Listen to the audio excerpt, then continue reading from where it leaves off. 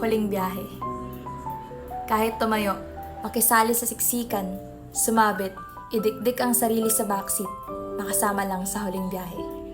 Sa gilid ng daan, sa tapat ng poste, lagi kong nararatnan ng sarili, naghihintay sa bawat biyahe.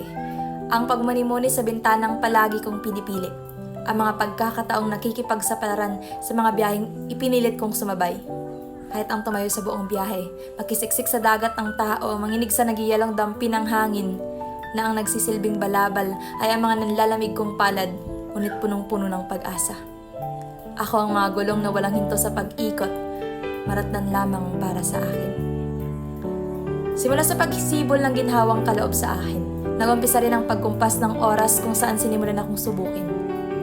Sa unang biyahe ay sinabayan pa ako ng pag-akay mula sa maiinit na palad ng aking ina at ang paghihintay ng aking ama sa bawat babaan.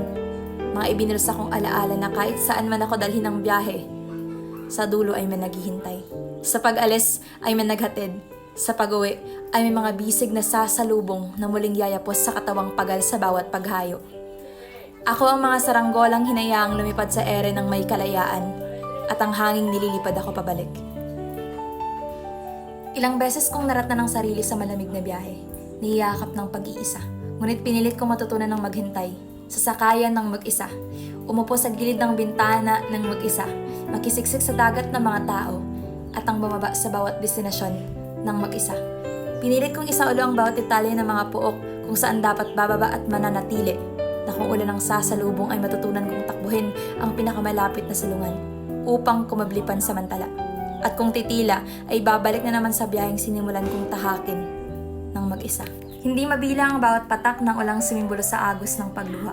Ang kamuntikang pagbaba sa maling destinasyon, ang misaraan ng gulong sa gitna ng biyahe, ang mapagod, ang maligaw.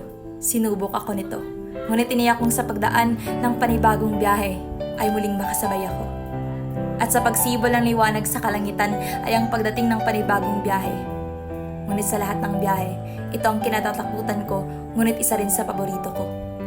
Ang huling biyahe, sapagat iisang sakayan na lamang ay mararatnan ko ng huling destinasyon, ang para sa akin at hindi na ako makapaghintay. Kahit ang tumayo, makisali sa siksikan, sumabit, idikdik ang sarili sa backseat, makasama lang sa huling biyahe. Sapagkat ako ang mga gulong na hindi titigil sa pag-ikot kung hindi mararatnan ang para sa akin.